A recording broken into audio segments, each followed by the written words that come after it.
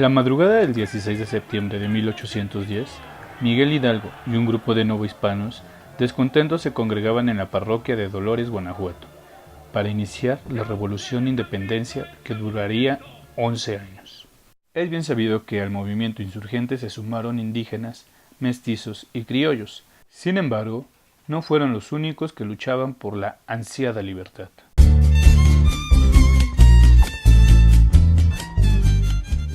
Los afrodescendientes mexicanos han tenido una presencia importante en la construcción de la nación, misma que ha sido invisibilizada por los grupos dominantes que manejaban la historia a su favor y el racismo. ¿Cómo entender el proceso de invisibilización de los afrodescendientes, tanto en el proceso de independencia como en general en la historia? Creo que podemos dividirlo en dos grandes razones, razones históricas y razones historiográficas. Sobre las razones históricas habría que entender que la propia modernidad tiene una dinámica, construye un etos sociocultural que niega a la otredad. En este caso, las otredades negadas por la modernidad son los indígenas por una parte, los nativos de las nuevas tierras descubiertas a finales del siglo XV, y por otra parte, aquella otra subjetividad que se convierte en el engranaje de la transformación de la economía europea de una economía local a una economía mundo. En este caso son los afrodescendientes, los africanos. La negación de esa subjetividad, sin embargo, no significó que se ocultara, al contrario, precisaba de su reconocimiento, porque el reconocimiento de esa alteridad negada a su humanidad justificaba, como el racismo en toda la modernidad, la dominación de las minorías o de esa subjetividad dominante sobre aquellos otros que constituían a los oprimidos. Estas personas no solo fueron de gran importancia en el movimiento armado, también durante el periodo virreinal. Muchos de ellos llegaron a tener un estatus considerable dentro de la sociedad novohispana. Pero muchos otros, al igual que en un gran número de indígenas, no corrieron con esta suerte. Si bien en un primer momento, a través de los repartimientos, numerosas comunidades indígenas de la República de Indios eran movidas hacia los trabajos en las minerías, quizá en obrajes, quienes se incorporaron a esos trabajos, tanto en las minas, que eran los más rudos, como en las haciendas cañeras, en las haciendas de café, de cacao, fueron los afrodescendientes. Y como mano de obra esclava, hay que recalcar que era una mercancía que era una cosa, ya concebida como una cosa, la cosificación de la otredad una vez negada su subjetividad, que era traída desde el corazón de África hasta las colonias. Los portugueses habían sido los primeros que incursionaron en el tráfico esclavo y después le disputaron el negocio los ingleses, los franceses, los holandeses, que ojo, son las potencias que están en realidad disputando la hegemonía al imperio español. Existe el registro de un africano que encabezó una rebelión contra los opresores en el estado de Veracruz, Gaspar Yanga, quien con sus aliados fundaron el pueblo de San Lorenzo de los Negros, hoy Yanga, considerada la primera colonia libre de todo el continente, alrededor de 1609. Bueno, el caso de Yanga, de alguna manera, sí es importante, primero porque muestra una de esas formas de la resistencia que hay, ¿no? Es decir, las diversas formas de resistir. Y en el caso de él, lo que es un hecho es que, desde luego, que era líder, ¿no? Fue capaz de aglutinar a su alrededor a algunas otras personas en su misma condición que hizo resistencia a los españoles, ¿no? Que huye, que se va hacia el monte, que se esconde hacia donde no lo pueden tan fácilmente localizar, que España gasta mucho dinero en armar cuadrillas para irlos a buscar. Bueno, no España, porque en realidad muchas veces las autoridades eran las que mandaban fuera a buscar los esclavos, muchas veces eran los propios particulares, los dueños de los esclavos, quienes financiaban sus cuadrillas para buscar a los esclavos que servían. Entonces, en el caso de Yanga, logra dar durante buenos años una pelea a los españoles, internado en la parte de la sierra o de las zonas donde era difícil que lo localizaran. La independencia mexicana estuvo propiciada por numerosas causas externas e internas: la Revolución Francesa, la independencia de Estados Unidos.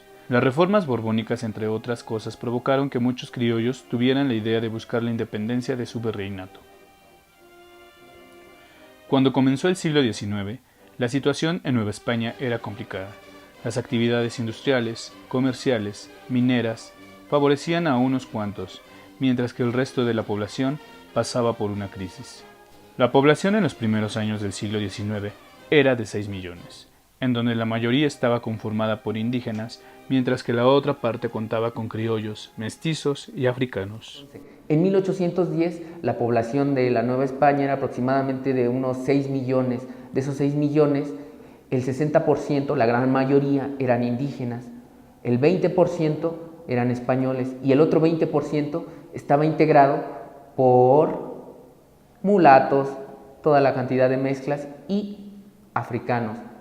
Entre estos africanos, para poder dimensionarlo, hay que entender que de ese 20% constituían apenas 10,000. Y entonces tendríamos que problematizarnos las motivaciones para participar del movimiento independentista, tanto de esta minoría de africanos sin mezcla, tanto como de aquellos que ya se habían diluido en el proceso. ¿Qué quiere esto decir? Que si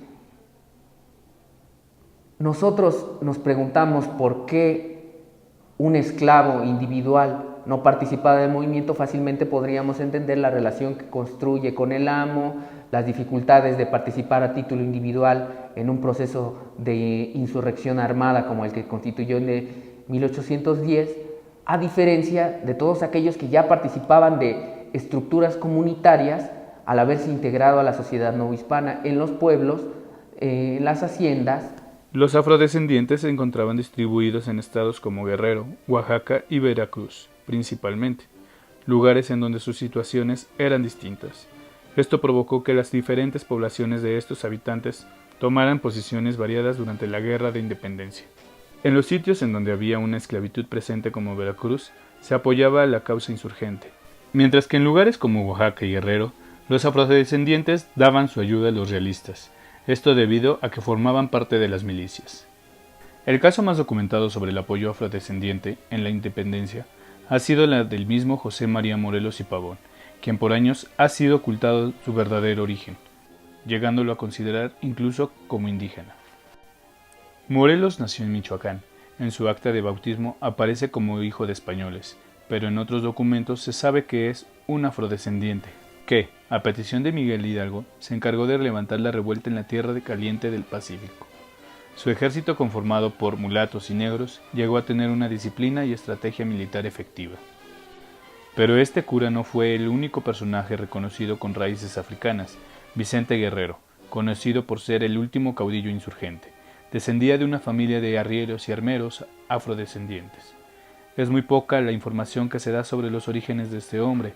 En los textos oficiales ofrecidos en escuelas se omiten sus verdaderas características. La nueva nación enalteció el mestizaje e hizo a un lado la participación de las personas africanas, borrándolos casi totalmente de nuestra historia hasta la actualidad. Quizá lo que necesitamos es un enfoque distinto al que nos hemos acostumbrado, que es el de mirar el proceso a través de las grandes figuras que nosotros reconocemos como los héroes del movimiento independentista, al menos de sus primeras etapas: Hidalgo, Morelos, Guerrero, los hermanos Galeana, incluso Álvarez, Nicolás Bravo, y tendríamos que mirar entonces a esa gran masa inorgánica de anónimos que se levanta abruptamente a lo largo de toda Nueva España entre 1810 y 1811. La pregunta fundamental es: ¿en qué medida participaron los afrodescendientes de la independencia? Y es difícil establecerlo, en primer lugar porque hasta hace muy poco no conocíamos realmente la composición étnica del ejército, por ejemplo, del cura Hidalgo. De Morelos hay bastante certeza. Se sabe que primordialmente se incorporaron a su fuerza armada mulatos, afrodescendientes, africanos en la región del Pacífico Sur del país. Sin embargo, pensando en términos de este primer momento de explosión de las masas oprimidas, hay que entender que en los últimos años del siglo XVIII el grado de mezcla de los afrodescendientes en la sociedad novohispana había generado su desaparición en los documentos oficiales, por lo cual ya era difícil rastrear la adscripción socioétnica de estos. Ahora, la otra dificultad tiene que ver con la manera en que enfocamos o tratamos de entender el contenido étnico de los rebeldes de 1810-1811.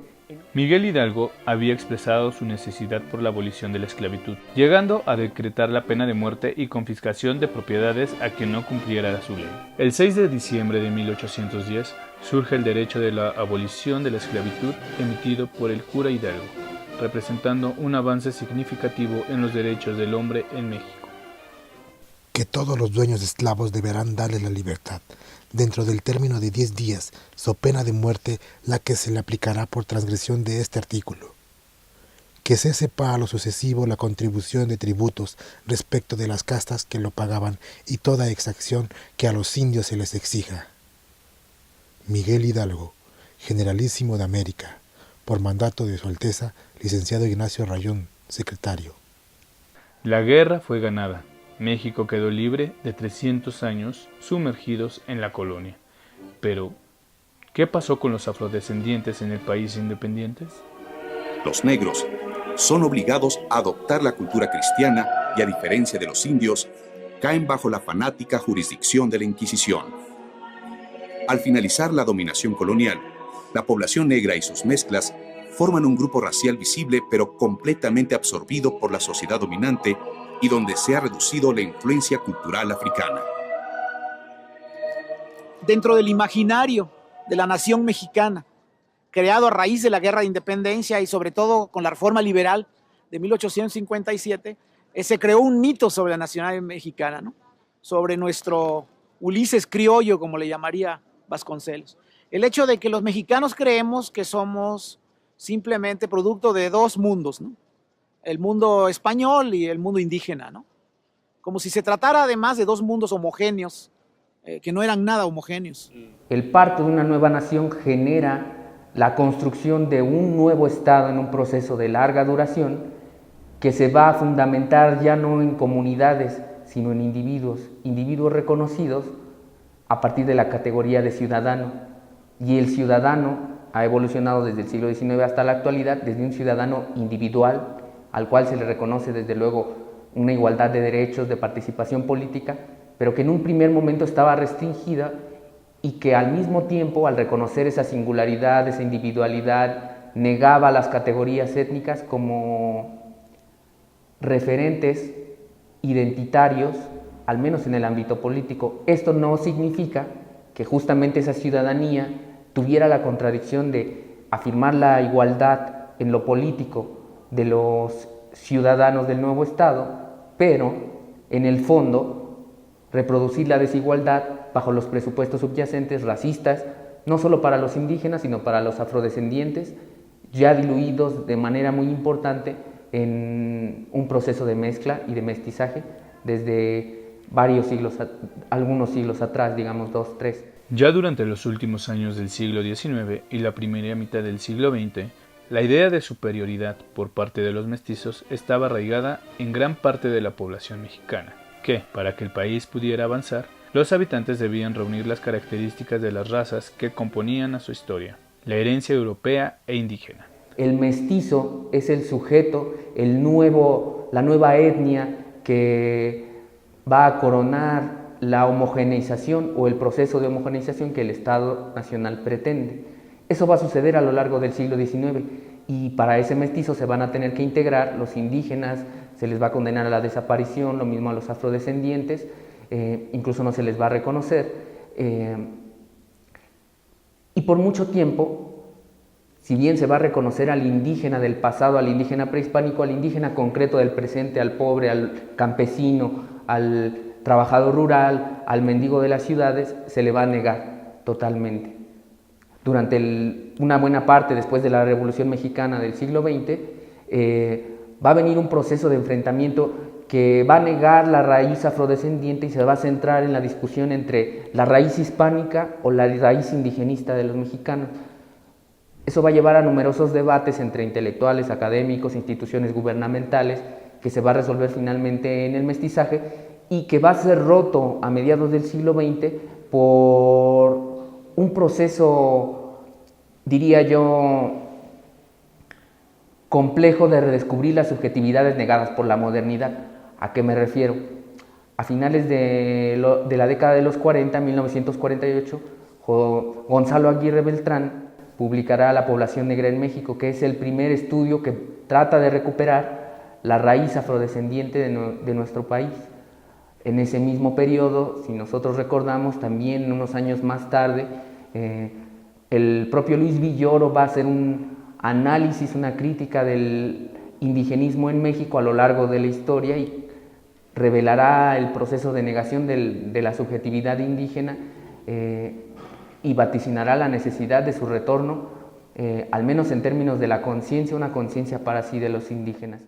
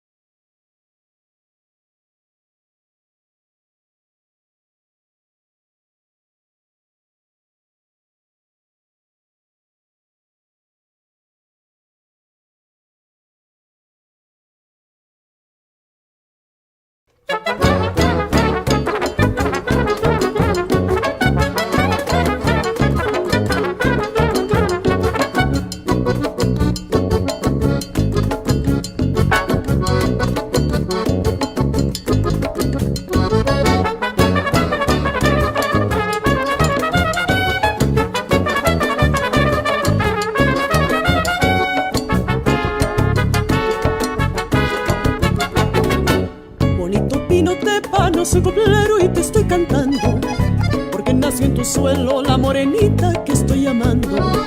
Bonito pino de pano, soy coplero y te estoy cantando, porque nació en tu suelo la morenita que estoy amando. Me gustan tus mujeres, por eso aunque no sepa, yo seguiré cantando, viva la costa con pino tepa. Me gustan tus mujeres, por eso aunque no sepa, yo seguiré cantando, viva la costa con pino tepa.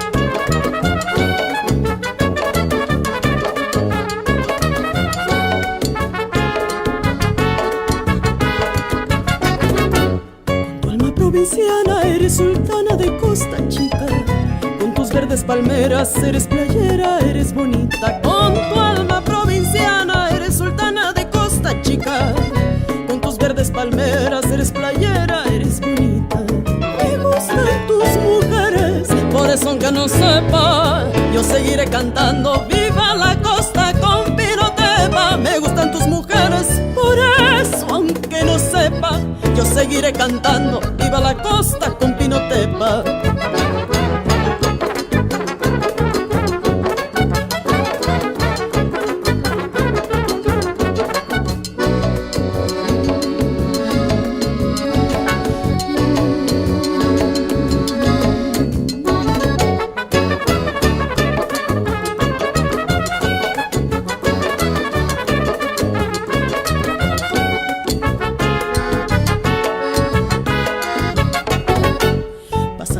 Mama, una paloma dijo a mi oído, si vas a Pinotepa verás que flechas tiro Cupido.